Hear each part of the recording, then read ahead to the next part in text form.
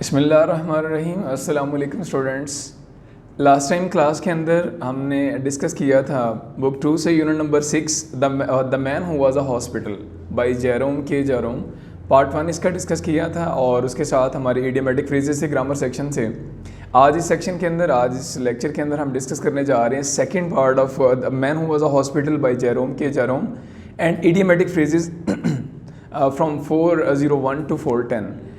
सो first part की तरफ move करते हैं जो कि हमारा सेकंड पार्ट है the man who was a hospital. इसका second part last time part 1 के अंदर हमने डिस्कस किया था the man who was a hospital, एक ऐसा इंसान जो अपने आप के अंदर हॉस्पिटल था, अस्पताल था। जेरोम को कोई छोटी सी बुखार का मसला था और वो ब्रिटिश म्यूज़ियम के अंदर चला जाता है इलाज के सिलसिले में, यानी सिर्फ रीड आउट करने के लिए कि क्या प्रिजम्पशंस हैं और क्या इसका ट्रीटमेंट क्या है, क्या सिलसिला है। मेडिकल की एक फार्माकोलॉजी की एक बुक उसके हाथ लगती है और उसको वो थॉरोली पढ़ना शुरू कर देता है। यानी पहले तो वो फर्स्ट पेज पढ़ता है, ऐसे ही उसकी नज़र पड़ती है पहले एक एडवर्टीज़मेंट की तरफ, इश्तहार की तरफ, और वो समझता है कि उसके नीचे सिम्टम्स लिखी होती हैं। पढ़ता है तो उसको फील होता है कि जैसे ये सिम्टम्स उसके अंदर मौजूद हैं, उसका इंटरेस्ट डेवलप हो जाता है और वो जिस बीमारी के इलाज के सिलसिले में, जिस बीमारी की वो तशखीस पढ़ने के लिए आया था, उसको वो भूल जाता है और उसका वो इंटरेस्ट उसको फोर्स करता है क्या वो थॉरोली बुक सारी की सारी रीड आउट करे, देखे कि किस किस बीमारी के सिम्टम्स क्या हैं और क्या क्या सूरत हाल होती है उसके अंदर। उसने पढ़ना शुरू कर दिया अल्फ़ाबेटिकली 26 लेटर्स इंग्लिश के A to Z। उसने डिजीज़ को रीड आउट करना शुरू किया तो उसने देखा कि सारी की सारी बीमारियाँ जो हैं उसके अंदर मौजूद हैं। और लास्ट टाइम पार्ट 1 के अंदर हमने देखा कि वो कमेंट्स करते हैं कि कोई बीमारी उसको इनिशियल स्टेज पे है, कोई बीमारी उसको बड़ी एक्यूट स्टेज पे पहुंची हुई है और कोई बीमारी ऐसी है जिसके साथ अभी वो मज़ीद कुछ साल ज़िंदा रह सकता है। अलगर से पार्ट 1 के एंड पे हमने देखा था कि जी तक उसने रीड आउट कर लिया था और लास्ट जो डिजीज़ उसने रीड आउट की थी वो थी ज़ाइमोसिस, और उसने कहा कि ये बीमारी भी उसे शायद बचपन से ही मौजूद थी उसके अंदर। इसके बाद वो सोचना शुरू कर दिया उसने, पार्ट 1 की जो लास्ट पैराग्राफ हमने रीड आउट किया, उसने सोचा कि अब चूँकि वो पूरे का पूरा हॉस्पिटल है, यानी सारी बीमारियाँ उसके अंदर मौजूद हैं, तो अगर मैं किसी मेडिकल क्लास के सामने जाऊं तो मेडिकल के तलबा को मेरे से बड़ा फ़ायदा हो सकता है, बजाय इसके कि वो आम 1700 पेशेंट्स को देखें, सिर्फ मेरे पास अकेले के पास आएँ, सारी बीमारियों की तशखीस करें और उसके बाद अपना डिप्लोमा ले लें। यानी बेस्ट प्रैक्टिस उन्हें मिल सकती है एक ही जगह पर सारी की सारी बीमारियों की। Last part number 1 the man who was a hospital हमने यहाँ पे एंड किया था। आज हम सेकंड पार्ट इसका स्टार्ट करेंगे और इसमें हम देखेंगे कि किस तरह से वो उठ के जाता है अपने एक दोस्त डॉक्टर के पास और उसको जाके वो बताता है अपने इस मसले के बारे में, और उसका दोस्त डॉक्टर उसको क्या सजेस्ट करते हैं और किस तरह से वो दोबारा सेहतमंद हो जाता है। सेकंड पार्ट की तरफ मूव करते हैं। पेज 21 है, line number 1। Then I wondered how long I had to live. जब इतनी सारी बीमारियां उसने देखा कि उसके अंदर मौजूद हैं, देन आई वंडर्ड, फिर मैंने सोचा how long I had to live, कि मैं कितना देर जिंदा रह सकता था। I try to examine myself, मैंने अपना मुआयना करने की कोशिश की। आई फेल्ट माई पल्स, उसके बाद क्या किया उसने, अपनी पल्स, ये नब्ज़ उसने चेक की।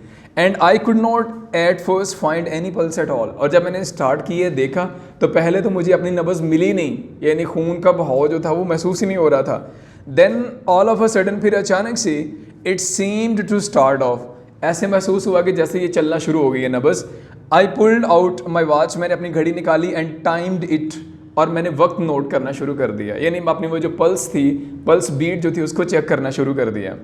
आई made it 147 to a minute, मैंने नोट किया कि एक मिनट के अंदर उसकी पल्स रेट जो था 147 था। I try to feel my heart, उसके बाद दिल की धड़कन महसूस करने की कोशिश की। आई could not feel my heart, जब मैंने हाथ रखा, मैंने चेक किया तो पहले तो मुझे दिल महसूस ही नहीं हुआ।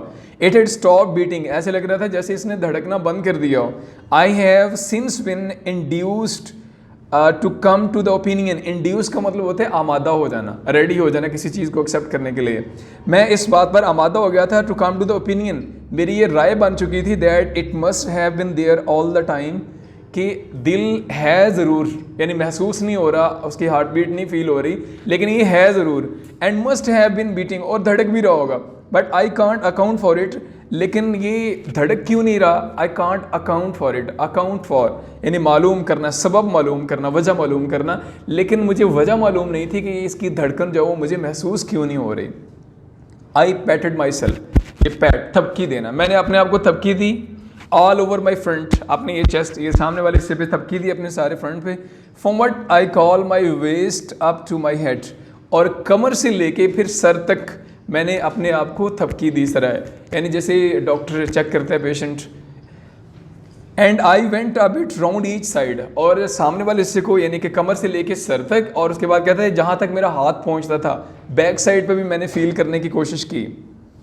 And a little way up the back, यानी कि थोड़ा सा मैंने बैक साइड पे भी थपकी लगाई, फील कर रहा था कि मैं ज़िंदा ही हूँ, but I could not feel or hear anything. I try to look anything, लेकिन कहते हैं कि ये सारा करने के बावजूद भी, यानी सर से लेके मैंने अपनी कमर तक थपकाया खुद को, इसके बावजूद भी मुझे कुछ भी महसूस नहीं हुआ।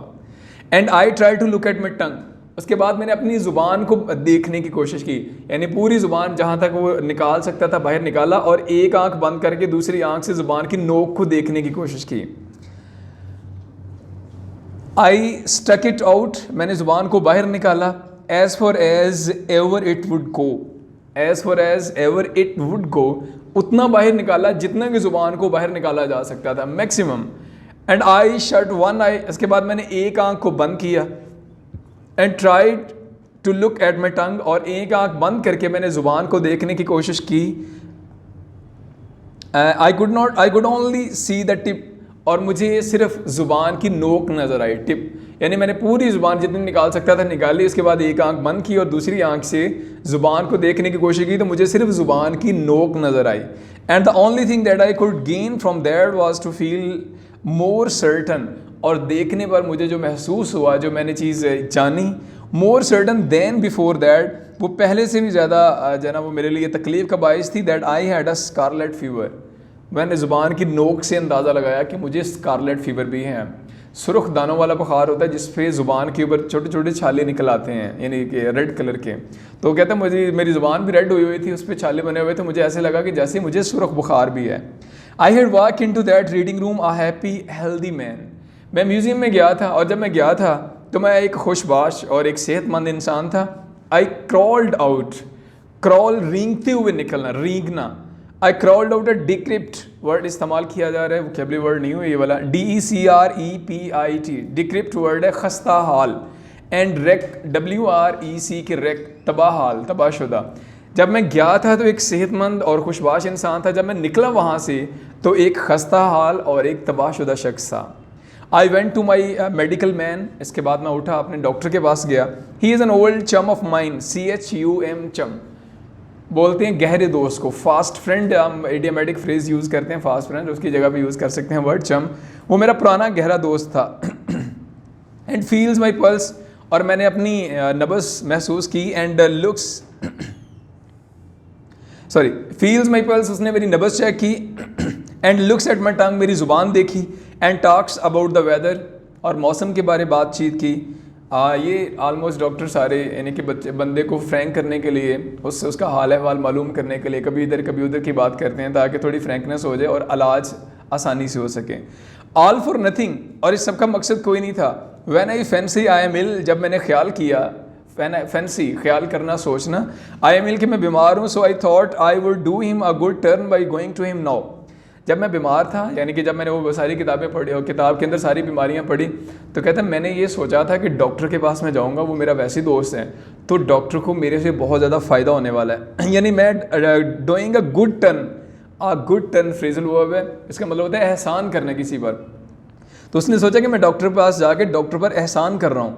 व्हाट अ डॉक्टर वांट्स, क्योंकि डॉक्टर को क्या चाहिए होता है। आई सेड, मैंने कहा, इस प्रैक्टिस, क्या चाहिए होता है उसको प्रैक्टिस चाहिए होती है मुख्तलिफ पेशेंट्स के ऊपर। ही शैल हैव मी, उसके पास मैं मौजूद होऊंगा, यानी पूरे का पूरा हॉस्पिटल उसके पास होगा, वो जितनी चाहे, जिस बीमारी की चाहे प्रैक्टिस कर सकता है। ही शैल हैव मी, उसके पास मैं मौजूद होऊंगा। He will get more practice out of me than out of 1700 of ordinary patients. आम 1700 मरीज़ों की बजाय सिर्फ अगर वो मुझे चेक करे तो वो 1700 बीमारियों का तशखीस, 1700 बीमारियों की प्रैक्टिस सिर्फ मेरे अकेले के ऊपर कर सकता है। कॉमन प्लेस पेशेंट, आम जो मामूली मरीज़ होते हैं उनको चेक करने के बजाय with only 1 or 2 disease each, आम जो मरीज़ होते हैं उनमें बेचारों में एक बीमारी होती है, किसी में 2 बीमारियां होती हैं, और मेरे अंदर सब बीमारियां थी। So I went straight up him and saw him and said, मैं उसके पास गया, उससे मिला और उससे कहा, well what's the matter with you, क्या मसला है। आई सेड, मैंने कहा, I will not take up your time. साथ ही यानी जो ही मैं पहुंचा उसके पास तो डॉक्टर ने क्वेश्चन किया, well what's the matter with you, क्या मसला है आपको? आई सेड, मैंने कहा, I will not take up your time dear boy, प्यारे दोस्त, मैं ये कहकर ये बताकर आपका टाइम वेस्ट नहीं करूँगा with the telling you what is the matter with मी, कि मुझे मसला क्या है, यानी मुझे क्या मसला है ये बताकर मैं आपका टाइम वेस्ट नहीं करूँगा। लाइफ इज़ ब्रीफ, ज़िंदगी बहुत मुख्तसर है, and you might pass away before I had finished, और इससे पहले कि मैं तुम्हें अपनी बातें बताऊं, मैं तुम्हें बताऊं कि मुझे मसले कौन कौन से हैं, शायद तुम्हारी डेथ हो जाए, तुम मर जाओ, but I will tell you what is not the matter with me, सिर्फ बताऊंगा कि मुझे मसला क्या नहीं है। I have not got housemaid's knee, मुझे घुटनों की सोजिश की बीमारी नहीं है। Why I have not got housemaid's knee, I can't tell you, मुझे ये बीमारी क्यों नहीं है मैं ये आपको नहीं बता सकता, but the fact remains that, लेकिन हकीकत यही है that I haven't got it, कि मुझे ये बीमारी नहीं है। Everything else ever I have got, बाकी आपकी फार्माकोलॉजी में जो भी बीमारियां हैं, आई हैव गॉट ऑल, मुझे वो सारी की सारी बीमारियां हैं। And I told him how I came to discover it all, और मैंने उसे ये भी बताया कि मुझे इन सब बीमारियों के बारे में मालूम कैसे हुआ। Then he open me and look down on me, फिर उसके बाद उसने मेरी तरफ देखा, and clutch hold of my wrist, और उसने क्लच किया, पकड़ा, गिरफ्त में लिया माई रिस्ट, मेरी कलाई को, and then he hit me over the chest, इसके बाद उसने मेरी चेस्ट पे हिट किया, यानी फ्रंट पे हिट किया। And when I wasn't expecting it, मैं ऐसा एक्सपेक्ट नहीं कर रहा था कि वो इस तरह से वो तशखीस करेगा, डायग्नोज करेगा। अ कवर्डली थिंग टू डू, और ये बड़ा बुज़दिलाना काम था, आई कॉल इट, मैं इसको यही कहता था। And immediately afterwards butted me with the side of his head, पहले तो उसने ये यानी वो पल्स चेक कर रहा था, उसके बाद उसने हार्ट बीट चेक करना थी, तो कह रहा है कि उसने पहले चेस्ट के ऊपर इस तरह यानी कि मुक्का मारा, ज़रब लगाई, लेकिन जब देखा उसको फील नहीं हो रहा, उसके बाद क्या किया उसने अपने सर की एक साइड ज़ोर से, कहते हैं, मेरी छाती पर मारी सीधी इस तरह से, यानी चेक करने के लिए। बटड मी, वर्ड आ रहे हैं BUT, बट का मतलब लेकिन भी होते हैं, और ये है मेरा वर्ड्स में BUTT, बट इसका मतलब होता है मुक्का मारना, ज़ोर से ज़रब लगाना किसी चीज़ के साथ। आफ्टर दैट, इसके बाद ही सैट डाउन, वो बैठा and road out a prescription, और उसने एक प्रेस्क्रिप्शन, एक नुस्खा, एक तजवीज़ जो थी वो लिखी, एंड फोल्डेड इट अप, इस पेज को फोल्ड किया, and give it to me, और मुझे दिया, and I put it in my pocket and went out, और मैंने जेब में डाला वो डॉक्टर का नुस्खा और बाहर निकल आया। आई डिडंट ओपन इट, मैंने इसको खोला नहीं। I took it to the nearest chemist, मैं करीबी जो केमिस्ट था, जो दवा फरोश था, यानी मेडिकल स्टोर वाला था, उसके पास गया, एंड हैंडेड इट, और उसको थमा दिया। The man read it and then handed it back, उसने पढ़ा और उसके बाद मुझे वापस कर दिया। He said he didn't keep it, और साथ ही उसने कहा कि मेरे पास ये कुछ भी नहीं है। आई सेड, मैंने कहा, यू आर अ केमिस्ट, क्या तुम दवा फरोश ही हो, यानी क्या तुम केमिस्ट ही हो, दुकान ही वाली है? इस साइड उसने कहा, I am a chemist if I were a cooperative store and family hotel, मैं एक केमिस्ट हूँ, लेकिन अगर मेरा कोई दवाया खाने की बजाय, यानी स्टोर की बजाय, अगर मेरा पास कोई फैमिली होटल या स्टोर होता, I might be able to oblige you, तो शायद मैं आपकी इस बात को पूरा कर सकता। बीइंग ओनली ए केमिस्ट हैम्पर्स मी, और सिर्फ मैं केमिस्ट हूँ इस वजह से ये बात मेरे रुकावट है, हैम्पर करती है मुझे, रुकावट डालती है। रुकावट किसमें? कि जो इसके ऊपर लिखा हुआ है ये चीज़ें मैं आपको प्रोवाइड नहीं कर सकता, ये बड़ी रुकावट है कि मैं एक केमिस्ट हूँ, मेरे पास कोई फैमिली होटल नहीं है। आई रेड द प्रिस्क्रिप्शन, पहली दफ़ा कहता हूँ दुकान के बाहर खड़े होकर मैंने प्रेस्क्रिप्शन को रीड आउट किया, यानी उस नुस्खे को पढ़ा। इट रैन, इस पर दर्ज था 1 LB beef steak every 6 hour. LB weight के लिए मेजरमेंट यूनिट है, LB stands for libra, pound के लिए इस्तेमाल किया जाता है। 1 पाउंड गोश्त खाना है हर 6 घंटे के बाद। 10 मील वॉक एवरी मॉर्निंग, हर सुबह 10 मील वॉक करनी है। Bed at 11 sharp at night, और रात के वक्त जल्दी सो जाना है। And don't stuff your head with the things you don't understand, और अपने दिमाग को ऐसी बातों के अंदर नहीं उलझाना जिसको तुम नहीं समझ सकते हैं। And I followed the prescription, मैंने उस डायरेक्शंस के ऊपर, हदायत के ऊपर अमल किया। And with the happy result, नतीजा खुशगवार रहा। स्पीकिंग फॉर माई सेल्फ, और अपने अगर जज्बात बयान करूँ, that my life was preserve and is still going on, कि मैं बच गया और मेरी ज़िंदगी अभी भी जारी और सारी है। सेकेंड पार्ट भी हमने इसका कंप्लीट किया, रीड आउट, और ओवरऑल जो शॉर्ट सी डिस्क्रिप्शन अगर हम देखें तो किस तरह से वो ब्रिटिश म्यूज़ियम में गया और मेडिकल की एक बुक फार्माकोलॉजी को रीड आउट किया। सारी बीमारियाँ उसको लगी, डॉक्टर के पास उसके आना और डॉक्टर का चेक करना, प्रेस्क्रिप्शन लिख के देना, और उसका प्रेस्क्रिप्शन के ऊपर जो लिखी हुई हिदायत थी, डायरेक्शंस जो थी, उस पर अमल करना और उसका सेहतमंद हो जाना। एक हल्का फुल्का तंज़ो मज़ा, हल्की फुल्की तफरीह जो थी वो राइटर देना चाह रहा था रीडर को। अब हम मूव करते हैं इसकी आंसर क्वेश्चन आंसर सेशन की तरफ। क्वेश्चन नंबर 1 है, how did Jerome come to suspect that his liver was out of order. उसे कैसे मालूम हुआ कि उसका लीवर आउट ऑफ ऑर्डर है? जो ही वो गया था, जो ही उसने फार्माकोलॉजी की बुक निकाली, रीड आउट करना शुरू किया, तो फर्स्ट पेज, टाइटल पेज की अंदरूनी साइड पे पहली एक ऐड लगी हुई थी कि लीवर पिल्स के बारे में, और वो पेटेंट लीवर पिल्स थी, यानी किसी कंपनी की खास दवाई थी जो जिगर के बारे में थी। नीचे सिम्टम्स लिखी हुई थी, उसने पढ़ी सिम्टम्स, उसको लगा कि उसका लीवर भी ख़राब है। And what was the disease he discovered he didn't have. कौन सी वाली बीमारी ऐसी थी जो उसको महसूस हुआ कि उसे नहीं है? तो एक ही सिर्फ मेलेडी, एक ही एलिमेंट या डिजीज़ उसको लगा कि नहीं है, और वो थी कौन सी वाली? हाउसमेट्स नी, घुटनों की सोजश की बीमारी। And was he pleased to find he didn't have. क्या वो खुश हुआ इसको देख के कि उसको ये बीमारी नहीं है? He wasn't pleased to find that he didn't have it. उसको जब ये महसूस हुआ, मालूम हुआ कि उसको ये बीमारी नहीं है, तो वो खुश नहीं हुआ, उल्टा वो उदास हुआ। And what was his first reaction? पहला रिएक्शन क्या था? He was surprised to find that he didn't have it. वो बड़ा हैरान हुआ था कि जब सारी बीमारियां हैं तो उसको ये बीमारी क्यों नहीं है। तो उसका फर्स्ट रिएक्शन बड़ा हैरानगी वाला था। And why should he be an acquisition to medical class. वो मेडिकल की क्लास के लिए एक असासा साबित क्यों हो सकता है? क्योंकि उसका कहना था कि जो मेडिकल स्टूडेंट्स होते हैं उन्हें प्रैक्टिस चाहिए होती है, और वो मेरे ऊपर प्रैक्टिस कर सकते हैं ऑलमोस्ट 1700 जो है ना डिजीज़ उसकी, बजाय इसके कि वो बेड टू बेड जाएं और आम मरीज़ों को देखें जिनके अंदर एक या दो बीमारियाँ होंगी, सिर्फ मेरे पास आएँ। 1700 डिजीज़ जो हैं वो यहाँ पर मौजूद हैं और सबकी प्रैक्टिस कर सकते हैं। इसलिए कहता था कि मैं मेडिकल की क्लास के लिए एक असासा हूँ, एक एसेट हूँ। Describe his visit to the medical man. Medical man के पास उसका जाना बयान करें। मेडिकल मैन के पास गया, उसने क्वेश्चन किया, what is the matter with you? क्या मामला तुम्हारे पास? तो उसने कहा था कि मैं आपका I don't want to waste your time by telling what is the matter is. मैं आपका ये टाइम वेस्ट नहीं करना चाहता ये बता के कि मामला क्या है। I just wanted you what the matter is not. सिर्फ ये बताना चाहता हूँ कि मुझे क्या नहीं है, यानी ये नहीं बताना कि क्या है सारा कुछ, सिर्फ ये बताना है कि क्या नहीं है। और उसके बाद नेक्स्ट क्वेश्चन है, he thought he was doing the doctor good turn by going to him. Why? वो सोच रहा था कि डॉक्टर के पास जाना एक डॉक्टर के लिए अच्छा है, डॉक्टर पर एहसान है। क्यों? उसका ये सोचना था कि डॉक्टर को क्या चाहिए होती है? डॉक्टर ओनली वांट्स प्रैक्टिस, उसको सिर्फ प्रैक्टिस चाहिए होती है। एंड अगर मैं डॉक्टर के पास जाता हूँ तो डॉक्टर को प्रैक्टिस मिल जाएगी, बजाय इसके कि वो 1700 आम मरीज़ों को चेक करे, सिर्फ मुझे चेक करे और सारी बीमारियों की तशखीस वो कर सकता है। What was the prescription given to him by the doctor? नुस्खे के ऊपर क्या लिखा हुआ था? तो नुस्खे के ऊपर दर्ज था 1 LB beef steak every 6 hours, उसके बाद 10 miles walk every morning and bed sharp at night, रात को जल्दी सोना है। Don't stuff your mind with the things you don't understand, दिमाग को ऐसी बातों से नहीं भरना जिनको तुम समझ नहीं सकते।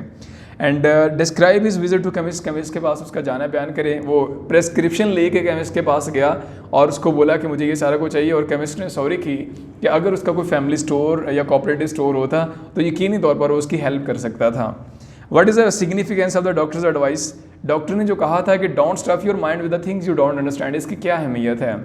आम जो हमारी कॉमन लाइफ उसके अंदर भी ये बातें बड़ी अहम हैं। आमतौर पर मॉरल स्टूडी हम लोग पढ़ते हैं कि जिसका काम उसी को साजे, यानी जो काम जिस बंदा करने की अहलियत रखता है उसको वही करना चाहिए। किसी और काम को करने की कोशिश करेगा तो यकीनी तौर पर वो परेशानी का शिकार होगा। तो ज़िंदगी के अंदर भी, लाइफ के अंदर भी, इन कामों के अंदर स्पेशली डॉक्टर ने यहाँ पर अर्ज किया हमें कि जो मेडिकल से मुतल्लिक़ मसाइल होते हैं, जो आमतौर पर होता है घरों के अंदर कि जो नॉन प्रोफेशनल लोग होते हैं, कोई मसला आता है पेश, तो हम उनसे एडवाइस लेते हैं कि आप बताओ क्या करना चाहिए, और छोटे छोटे टिप्स या टोटके हमें वो देते हैं जिनका इस्तेमाल करते हैं। बाद में ये भी हो सकता है कि उन टिप्स या टोटकों की वजह से क्या नाम है, बंदा जो है वो बीमारी उसकी शिद्दत इख्तियार कर जाए। तो हमें खुद जानते बूझते हुए कि जिस चीज़ के बारे में हमें इल्म नहीं है उस मसले के अंदर उलझने की इंसान को ज़रूरत नहीं है, अदरवाइज़ वो ख़ुद के लिए परेशानी क्रिएट करेगा। इसके साथ ही हमारा क्वेश्चन आंसर सेशन जो है वो भी कंप्लीट होते हैं, और आपने ग्रामर से क्वेश्चन आंसर कंप्लीट कर लेने, अच्छे से लर्न भी करना है इनको। और मूव करते हैं आज के सेकेंड टॉपिक की तरफ। ग्रामर सेक्शन से हमारा सेकेंड टॉपिक है आज idiomatic phrases from 401 to 410। So move on the first one from grammar section. Letter O, of no avail, बेफ़ायदा। Your ability to argue is of no avail if the facts were wrong. अगर हक़ाइक़ गलत हैं तो तुम्हारी जो आर्गूज हैं, तुम्हारी जो दलाइल है, उसका कोई फ़ायदा नहीं। ऑफ एंड ऑन, कभी कभार ही कम्स टू सी में। ऑफ एंड ऑन, वो मुझे कभी कभार मिलने आता है। ऑफ एंड, बगैर तैयारी के professor Sajjad Sheikh can speak off hand on any topic. Professor Sajjad Sheikh साहब किसी भी मौजू पर बगैर तैयारी के बोल सकते हैं। ऑफ वंस हेड, ज़हनी तवाज़न बिगड़ना। If you want to get rich quickly you are off your head. अगर आप जल्दी अमीर होना चाहते हो तो समझ लो कि आप गलत सोच रहे हो, यानी ज़हनी तवाज़न की ख़राबी की अलामत है। ऑन वन जोन तनहा she lives on her own, वो अकेली रहती है। एंड ऑन बिजनेस, कारोबार की खातर he has gone to Lahore on business, वो बिजनेस की खातर लाहौर चला गया। ऑन द अलर्ट, चौकस चौकन्ना, a watchman should always be on the alert, एक जो चौकीदार होता है उसको हमेशा चौकन्ना रहना चाहिए। ऑन द ईव ऑफ, के मौके पर ही work hard on the eve of examination, इम्तहान के मौके पर उसने बड़ी मेहनत की। On the horns of dilemma, सख्त उलझन में, she was on the horns of dilemma indeed did not do what to do, वो नहायत उलझन के अंदर थी, सख्त उलझन के अंदर थी और उसको मालूम नहीं था कि अब वो क्या करे। एंड लास्ट वन है आज के इस सेक्शन से, on the spur of the moment, फौरी तौर पर, he acted on the spur of the moment with great tact and firmness, उसने मुस्तकिल मजाजी और बड़ी हिम्मत के साथ उसने जो उसको मुश्किल पेश आई उसका फौरी तौर पर रद्द-ए-अमल ज़ाहिर किया। इसके साथ ही हमारा ग्रामर सेक्शन और हमारा टेक्स्ट बुक का यूनिट नंबर 6 कंप्लीट हुआ। अब इंशाल्लाह मिलते हैं